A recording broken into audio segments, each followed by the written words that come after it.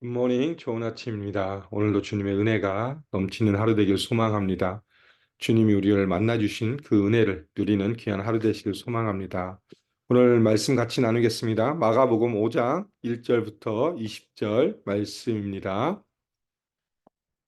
마가복음 5장 1절부터 20절 말씀입니다. 예수께서 바다 건너편 거라사인의 지방에 이르러 배에서 나오심에 곧 더러운 귀신 들린 사람이 무덤 사이에서 나와 예수를 만나니라. 그 사람은 무덤 사이에 거처 하는데 이제는 아무도 그를 쇠사슬로도 맬 수 없게 되었으니 이는 여러 번 고랑과 쇠사슬에 매였어도 쇠사슬을 끊고 고랑을 깨뜨렸음이로라. 그리하여 아무도 그를 제어할 힘이 없는지라.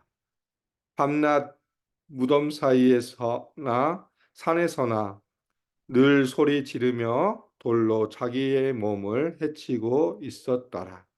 그가 멀리서 예수를 보고 달려와 절하며 큰 소리로 부르짖어 이르되 지극히 높으신 하나님의 아들 예수여 나와 당신이 무슨 상관이 있나이까.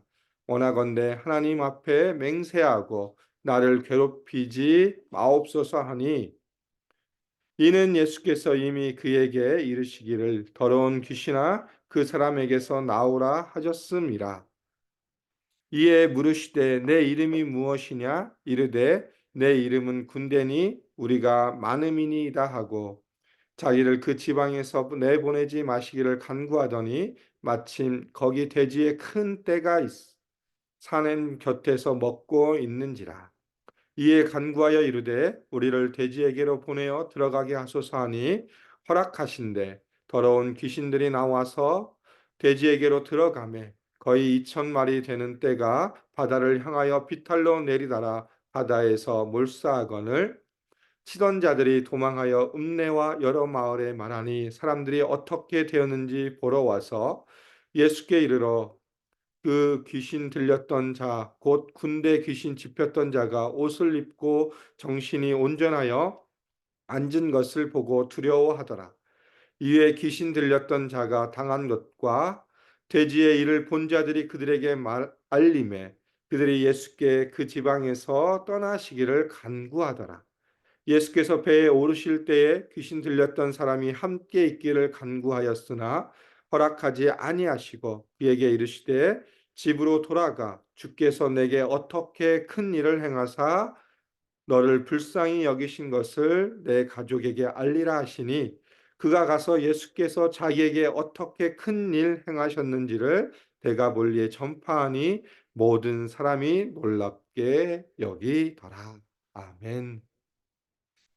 우리가 인생을 살다 보면 어떤 사람을 만나느냐에 따라서 그 인생이 달라질 수가 있습니다. 그래서 늘 학기가 시작할 때 우리 부모 입장에서 아이들을 위해 기도할 때 어떻게 기도합니까? 좋은 선생님, 좋은 친구를 만나기 위해서 기도하지 않습니까? 그것은 우리 인생을 살아가면서 누구를 만나느냐에 따라서 인생이 달라지기 때문에 그렇습니다. 오늘 본문을 통해서 예수님을 만나 인생이 변화된 사람 한 사람이 등장합니다. 그 사람의 이야기를 우리가 함께 나눴으면 좋겠습니다. 오늘 마가복음 5장 1절부터 20절의 배경은 뭐냐면 1절에 보니까 갈릴리 건너편 거라사인 지방입니다. 20절에 보니까 데가볼리라고 나오는 큰 도시 10개의 도시로 이루어진 공동체의 그 도시 중 하나입니다. 근데 이 도시는 헬라의 영향, 그리스도의 영향을 많이 받았던 도시고 이방인들이 살던 도시였습니다. 그 도시에 예수님이 찾아가셔서 이 일이 일어나고 있습니다. 그러면서 2절부터 시작해서 5절까지 귀신 들린 자의 모습, 예수님을 만나기 전 이 사람은 어떤 모습이었는가를 자세하게 설명해 주고 있습니다. 2절에 보니까 배에서 나오시고 곧 더러운 귀신 들린 사람이 무덤 사이에서 나와 예수를 만나니라. 어디에 거합니까? 무덤에 거하고 있습니다. 무덤에 거한다는 것은 결국 일반적인 삶을 살지 못하고 있다는 것을 단적으로 보여주고 있죠. 또 한편으로는 살았으나 죽은 자와 같은 모습을 표현해 주고 있습니다. 그리고 공동체와 격리되어 있고 고립되어 있습니다. 왜 그렇습니까? 이 무덤에 산다는 것 자체가 유대인들에게 있어서는 정말 미친 사람, 정신이 이상한 사람들의 특징이었기 때문에 그렇습니다. 그런 사람이었고, 또 3절부터 시작해서 5절까지 이 사람이 어떤 모습인가를 다시 한번 보여주고 있죠. 그것은 폭력적이면서 자학적인 자해를 하는 모습을 말씀해 주고 있습니다. 그러면서 그 사람이 무덤 사이에 거처하는데 이제는 아무도 그를 쇠사슬로 맬 수 없게 되었다. 통제불능의 사람이 되었다. 예수님을 만나기 전 이 사람은 무덤에 거하며 고립되었고 외톨이의 삶이었고 인간으로서의 삶이 무너진 삶이었고 또한 그 스스로 통제할 수 없는 삶을 살았던 사람이 바로 이 사람이었습니다. 왜? 귀신 들렸기 때문에 그렇습니다. 그 사람이 예수님을 만나고 어떤 일이 벌어집니까? 6절부터 시작해서 13절을 통해서 예수님을 만나는 일을 보여주고 있죠. 6절에 보니까 어떻게 합니까? 그가 멀리서 예수를 보고 달려와 절하며 7절에 보니까 큰 소리로 부르짖어 이르되 지극히 높으신 하나님의 아들 예수여 나와 당신이 무슨 상관이 있나이까? 원하건대 하나님 앞에 맹세하고 나를 괴롭히지 마옵소서. 이 귀신 들린 청년, 이 사람이 얘기하는 것 같지만 실질적으로 누가 이야기합니까? 귀신이 얘기합니다. 귀신이 예수님께 얘기하죠. 그러면서 뭐라고 합니까? 하나님의 아들 예수여라고 이야기하고 있죠. 여기서 이 귀신이 이야기하는 하나님의 아들 예수는 뭐냐면 예수님 아래 굴복하고 항복한다는 의미가 아닙니다. 오히려 어떤 의미냐면 예수님을 이용해서 자신이 계속 이 사람에게 머무르고 싶어 했던 그것을 말하고 있는 행동입니다. 그러니까 그 예수님이 처음에 공생애를 시작하셨을 때 시험 받을 때 뭐라고 합니까? 사탄이 예수님께 하나님의 아들 예수여라고 얘기하는 것 똑같습니다. 그 시험을 통해서 예수님을 시험한 것처럼 이 귀신도 자신의 이 상황을 면피하고자 예수님을 향해서 하나님의 아들 예수여라고 합니다. 그런데 어떤 일이 벌어졌죠? 8절에 보니까 이미 예수님께서 그 사람에게 나오라 명령하셨다라고 오늘 마가복음은 분명하게 말씀해 주고 있죠. 이는 예수께서 이미 그에게 이르시기를 더러운 귀신아 그 사람에게서 나오라 이미 그에게 명령하셨습니다. 너는 이 귀신들아 너는 그 사람에서 나오라 얘기하고 있고 그러면서 다시 한번 묻습니다. 너의 이름이 무엇이냐 물었을 때 이 사탄이 이 귀신이 뭐라고 합니까? 내 이름은 군대니 우리가 많음이니이다. 여기서 군대 레기온이라는 헬라어 단어가 있는데 이것은 로마의 여단급 규모를 의미합니다. 적게는 5천 명에서 많게는 10,000명까지 되는 그 여단의 규모를 레기온 군대라고 하는데 그만큼 많은 귀신이 이 사람에게 잡혀 있었죠. 그러면서 이 귀신들이 어떻게 합니까? 자기를 그 지방에서 내보내지 마실 강구하면서 돼지떼로 들어가게 해달라고 부탁을 합니다. 그래서 예수님이 허락하니까 그 귀신들이 이 청년에게서 나와서 돼지떼로 들어가고 그리고 어떤 일이 벌어집니까? 13절에 보니까 거의 2,000마리나 되는 떼가 바다를 향하여 비탈로 내려다가 바다에서 몰사한다. 결국 이 귀신들이 돼지떼로 들어갔지만 돼지떼가 바다로 들어가서 죽는 놀라운 일들이 보여지고 있습니다. 그러면서 이 치었던 사람들, 이 돼지떼를 치던 사람들이 도망가서 읍내와 여러 마을에 가서 이 일들을 이야기하는 모습을 통해서 오늘 말씀이 계속 진행되어 있습니다. 예수님을 만나니까 어떻게 됩니까? 이 귀신 들렸던 청년이 그 귀신이 물러가고 깨끗해지는 모습을 분명하게 말씀해 주고 있죠. 그 모습이 어떤 모습이냐면 15절에 보면 예수께서 이르러 그 귀신 들렸던 자, 곧 군대 귀신 집혔던 자가 옷을 입고 정신이 온전하여 앉은 것을 보고 두려워하였다. 사람들이 이 소식을 듣고 많이 몰려왔을 때 이 귀신 들렸던 그 사람이 어떤 모습으로 변해되어 있습니까? 예수를 만난 이후에 그의 모습이 15절에 기록되어 있습니다. 첫 번째는 뭡니까? 옷을 입었다. 이 사람이 무덤가에 거할 때는 거의 옷을 입지 않은 상황이었습니다. 그러면서 그가 뭐 옷을 입든 뭐 하든 정말 자신이 어떤 모습인지 상관하지 않았지만 예수님을 만난 이후에 그는 첫 번째 옷을 입고 두 번째는 정신을 차리고 예수님 앞에 앉아 있는 온전한 정신이 돌아왔고 자기 자신을 절제할 수 있는 능력이 회복되었다라는 것을 분명하게 말씀해 주고 있죠. 사단에 의해서 파괴되었던 모든 인성과 모든 환경이 예수님을 만난 이후에 온전한 회복을 경험하는 것으로 분명하게 말씀해 주고 있습니다. 그러면서 이 광경을 봤던 사람들의 반응이 나오죠. 이 사람들의 반응은 무엇입니까? 16절에 보니까 이에 귀신 들렸던 자가 당한 것과 돼지의 일을 본 자들이 그들에게 알림해. 여기서 그들은 이 소리를 듣고 이 소문을 듣고 이 귀신 들렸던 자가 치유되었다. 또 돼지떼가 바다로 빠져 죽었다라는 소식을 듣던 몰려온 사람들을 향하여서 이 분명한 일을 이야기했지만 그들의 반응은 어떻게 귀결됩니까? 17절에 보니까 그들이 예수께 그 지방에서 떠나시기를 간구하더라. 이 사람은 이 사람들은 예수님의 이 놀라운 기적과 이적, 정말 귀신이 떠나가고 온전하게 모습을 보면서도 오히려 예수님을 받아들이지 않습니다. 예수님을 영접하는 것이 아니라 그들에게 있어서 가장 큰 것은 무엇이냐면 바로 돼지떼가 죽었다는 그것이 충격이었습니다. 결국 경제적인 손실을 통해서 예수님이 여기 계시면 우리에게 계속 손실이 있을 것 같으니까 예수님 여기 계시지 마시고 떠나십시오. 우리한 상관이 없으니까 예수님은 떠나시고 우리에게 더 이상 피해를 주지 마십시오라는 반응으로 그 사람들은 일어납니다.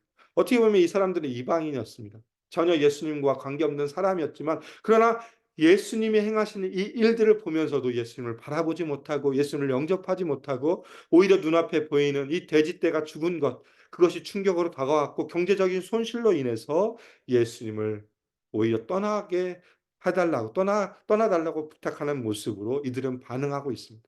그리고 또 하나의 반응이 나오죠. 18절부터 시작해서 20절에 이 귀신 들렸던 자가 고침받은 청년의 모습이 어떻게 반응하는가를 보여주고 있습니다. 그 청년은 예수님 앞에 나와 이렇게 얘기합니다. 예수님께서 배에 오르실 때에 귀신 들렸던 사람이 함께 있기를 간구하였다. 여기서 함께 있기를 간구하였다는 건 뭐냐면 제가 예수님을 따라가겠습니다. 예수님과 함께 동행하겠습니다라고 이야기합니다. 그런데 예수님이 19절에 보니까 허락하지 않습니다.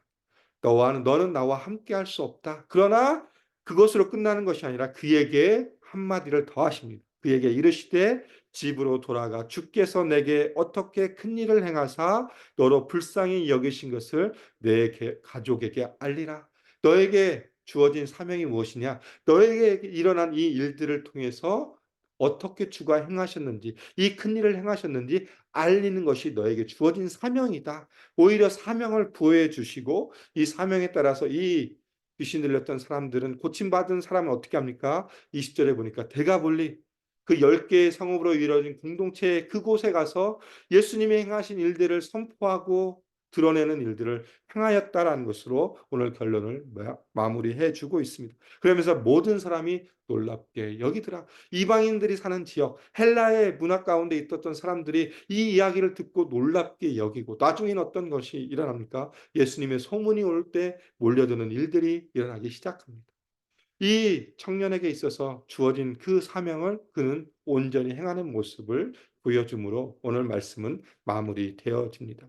오늘 말씀을 통해서 예수를 믿기 전과 예수를 믿은 후의 청년의 모습을 우리가 살펴봤으면 좋겠습니다.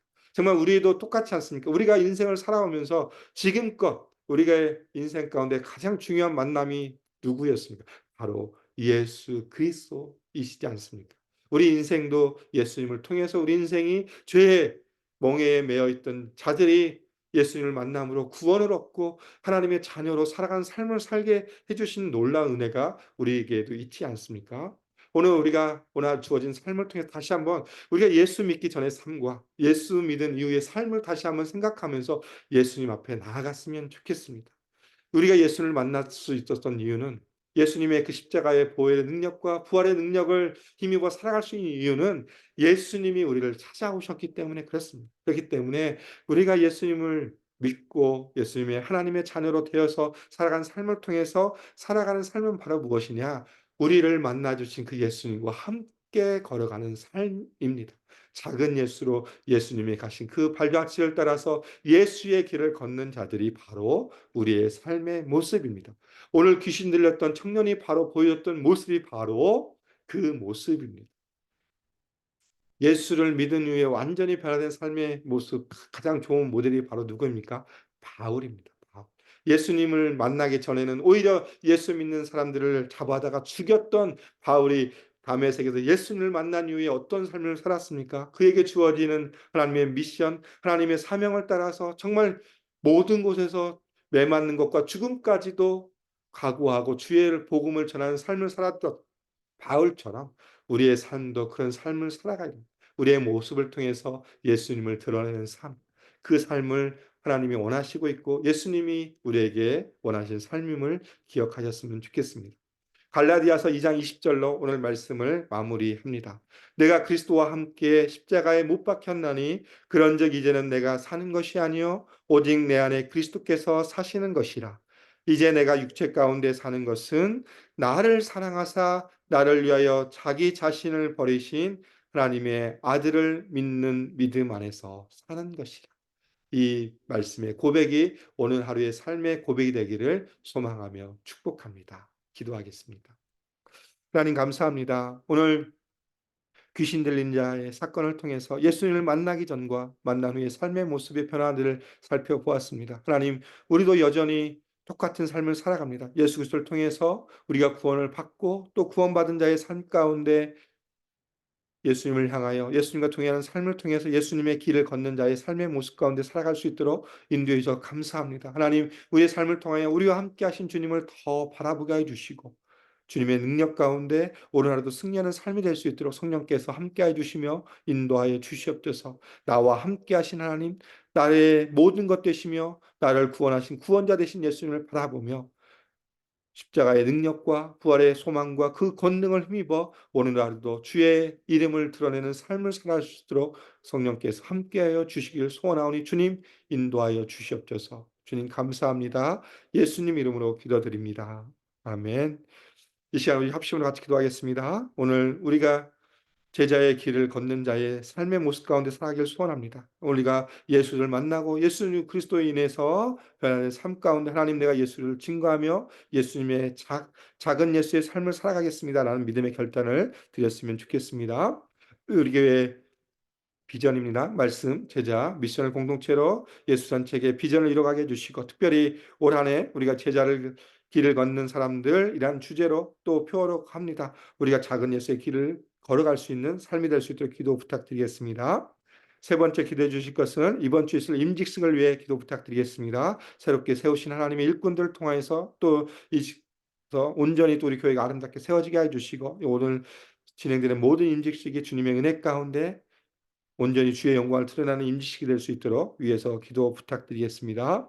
마지막으로 남아국에 선교하고 계신 남강호 선교사님을 기도해 주시고 목장에서 후원하는 선교사님을 위해서 기도 부탁드리겠습니다. 또한 투병 중인 성도님들 그들의 회복과 치유를 위해 기도해 주시고 슬픔 가운데 있는 성도님 또 경제적으로 신분적으로 어려움 가운데 있는 성도님들의 삶을 위해서 합심으로 기도하고 일상의 삶으로 나아가겠습니다. 함께 기도하겠습니다.